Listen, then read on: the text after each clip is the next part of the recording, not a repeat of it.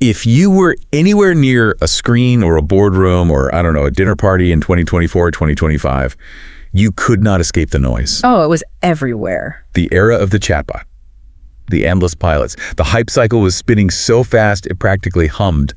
Everyone from your CEO to your grandmother had a hot take on AI.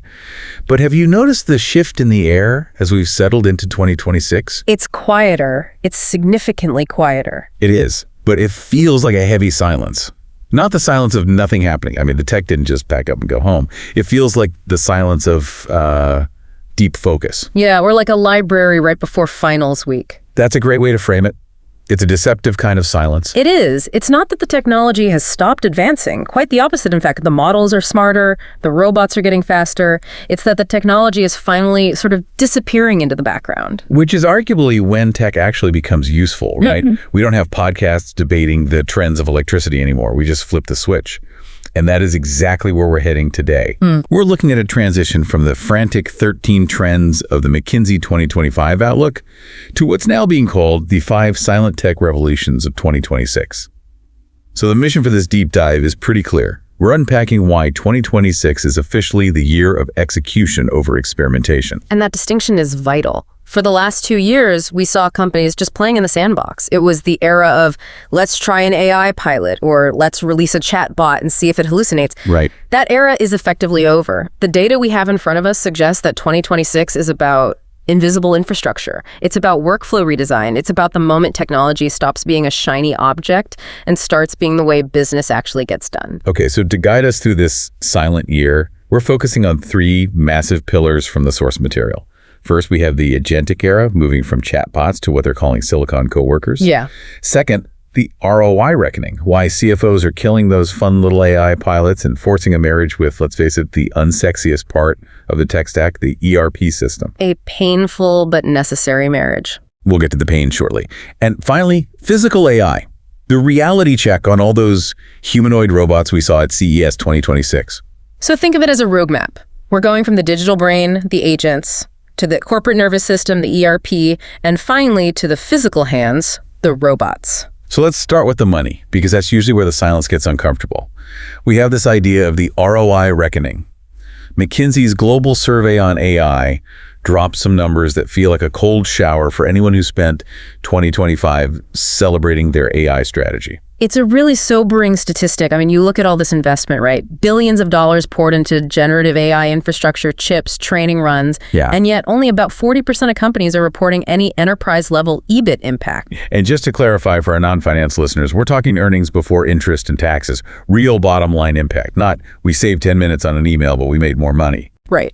Actual profit improvement. And for most of those 40% who are seeing an impact, it's less than 5%.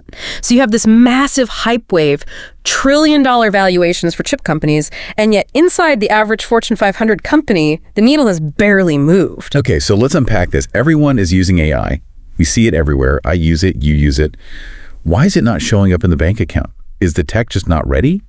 Or are we just using it wrong? No, the tech is ready, the organization isn't, and this introduces the concept of the Great Divide. You have companies pouring resources into the flashy front-end AI, the chat interfaces, the creative tools, the customer service avatars. Sure.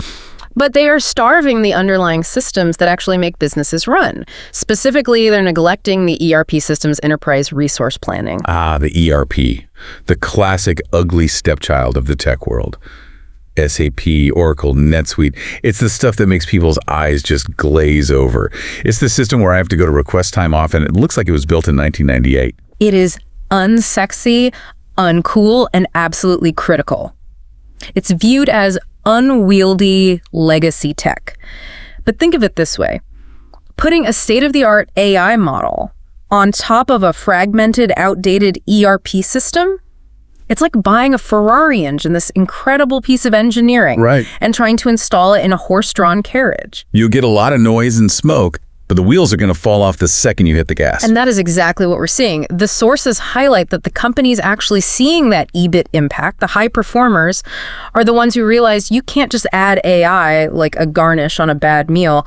You have to perform workflow redesign. Workflow redesign. That sounds a little suspicious. It sounds like corporate speak for firing people. Well, it can be interpreted that way, and efficiency is certainly a goal, but it's actually more about rewiring processes.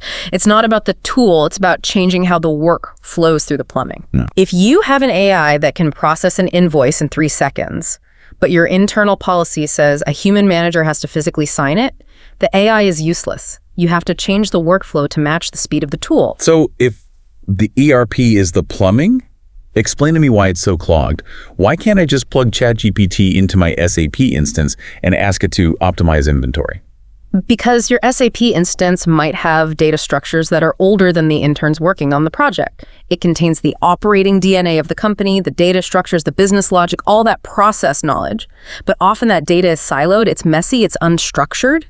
If the AI can't deeply integrate with that, if it can't read the truth of your business, it's just a toy. It hallucinates because it doesn't know the context. So the resolution for 2026 is focus.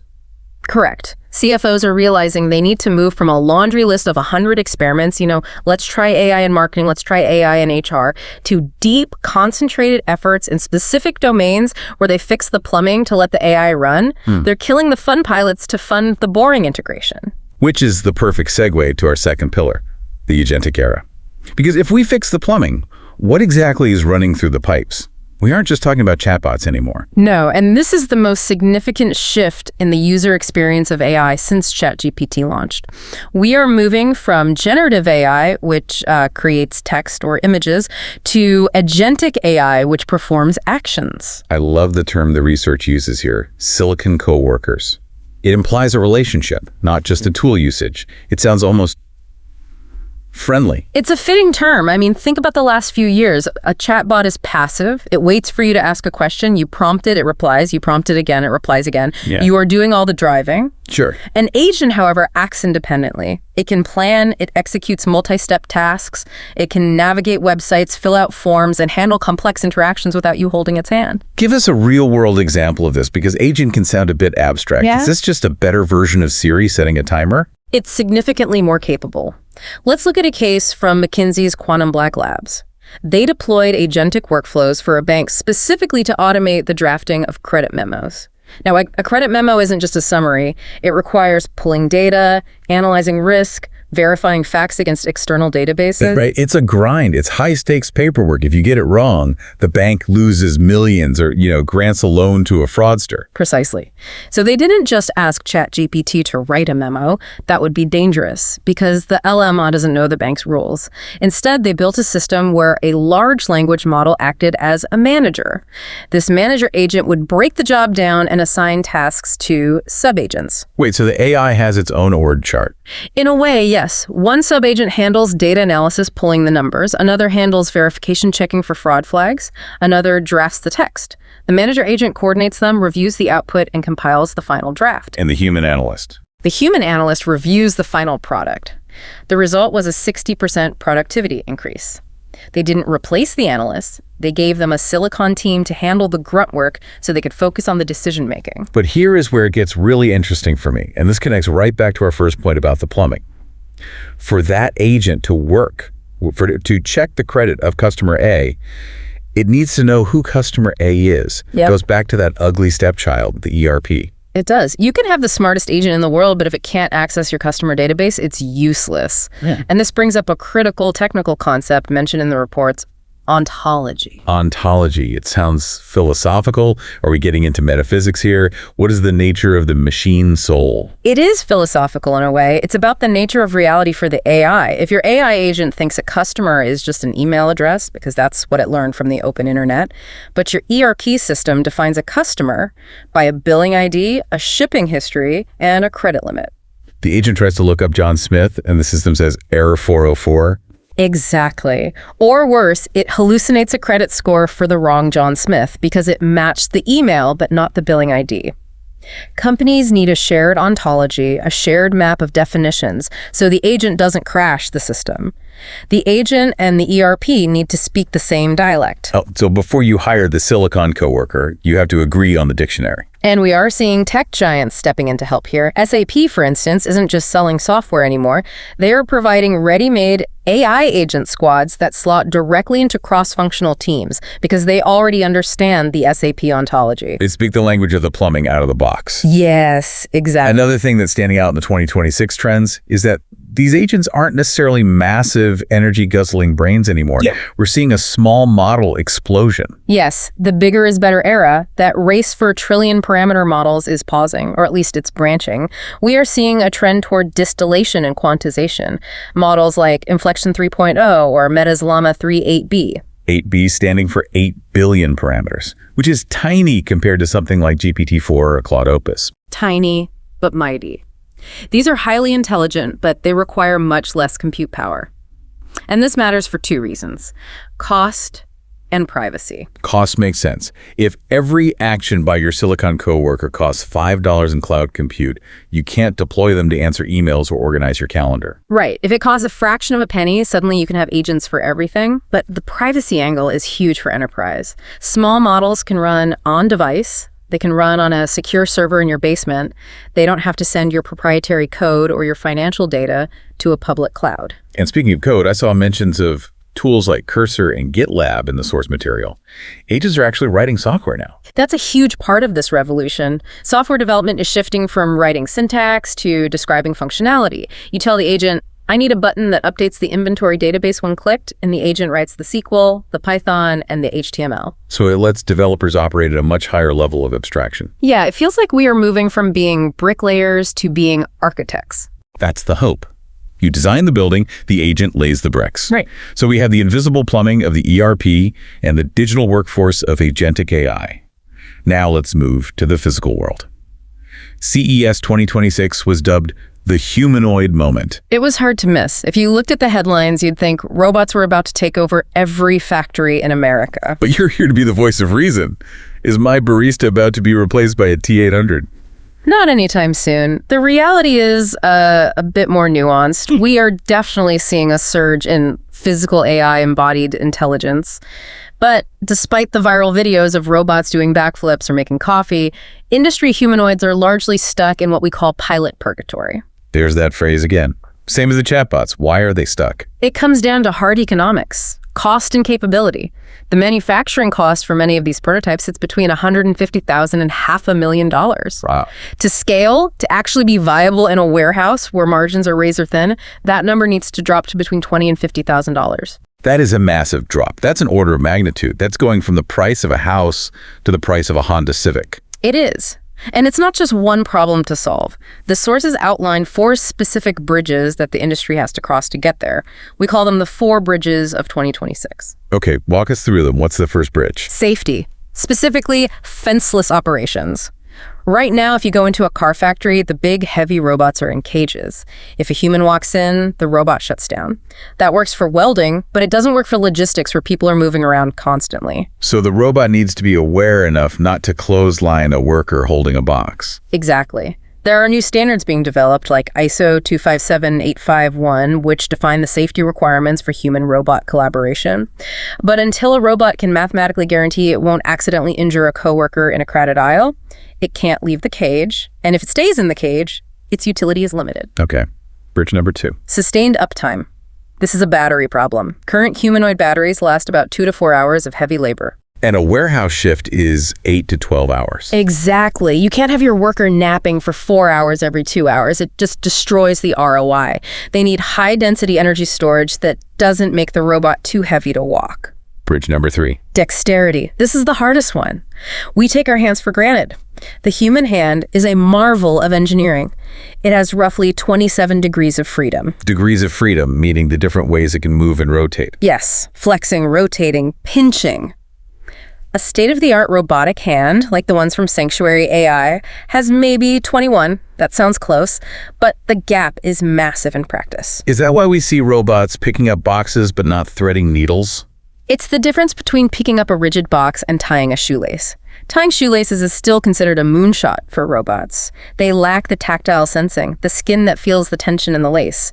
If they pull too hard, it snaps. If they pull too soft, it slips. And the final bridge. Radical cost reduction. This comes down to the bill of materials. specifically the actuators, the motors and gears that act as muscles. They make up 40 to 60% of the cost of a robot. Until we figure out how to mass produce those cheaply, the math just doesn't work. So who is winning this race? It feels like a space race between nations at this point. It is a geopolitical race. On one side, you have China. Their strategy mirrors exactly what they did with electric vehicles, scale and speed. They launched 35 new humanoid models in 2024 alone. Just flooding the zone. Yes. The government strategy is to mobilize a massive supplier base and just iterate until the cost collapses. They want to commoditize the hardware.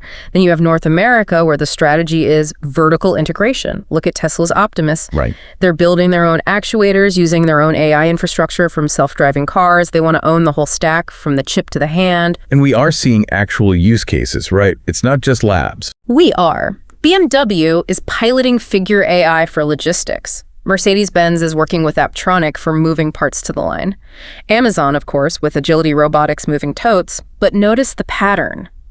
These are all moving things. They aren't doing fine assembly yet. They are handling the 3D tasks. 3D. Dull, dirty, and dangerous. That is the wedge where robots enter the workforce. You put the robot where the human turnover is highest or where the injury rate is highest. So 2026 is the year we stop playing with the toys and start trying to make them work for a living. That's the theme. Whether it's the silicon coworker in the credit department or the humanoid in the shipping bay, the goal is execution. Let's try to synthesize this for the listener. We've covered a lot of ground ERPs, AI agents, robots. How do these connect? Because right now they sound like three separate departments. If you zoom out, you see a single organism forming.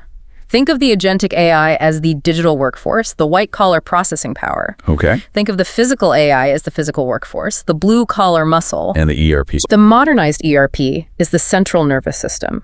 It connects the brain to the muscles. Without it, the signals don't get through. If the brain, the agent, decides to increase production, the nervous system, the ERP, has to signal the supply chain to buy more materials and tell the muscles, the robots, to work faster. And when it works? When it works, it stops looking like tech. It starts looking like operations. It becomes invisible infrastructure. You don't say, I'm using AI, you just say, I'm running my business. But the business is running at a speed and scale that wasn't possible before. And where does that leave the humans?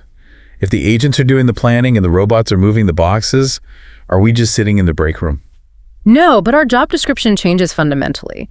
This is the concept of super agency. The role of the human shifts from doing the task to managing the agent. We become managers. We become conductors. It actually makes soft skills more critical.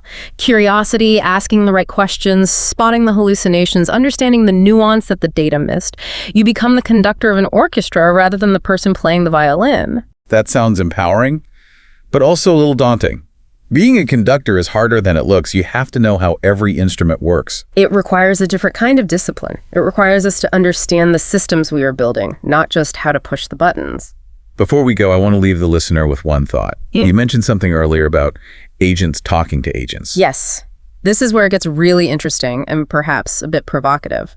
We are building systems where AI agents talk to other AI agents to negotiate supply chains, optimize logistics, and write code. There's a protocol emerging, like Google's agent-to-agent. So my supply chain agent calls your supply chain agent and negotiates the price of steel. Literally, but at millisecond speeds. And here is the question. If the infrastructure becomes truly invisible and the agents are autonomous, will we even know how our own companies work anymore? If the logic of the business is being negotiated between black box models in the cloud, do we lose the ability to understand why a decision was made? That is a thought to keep you up at night. We're building a machine that runs itself.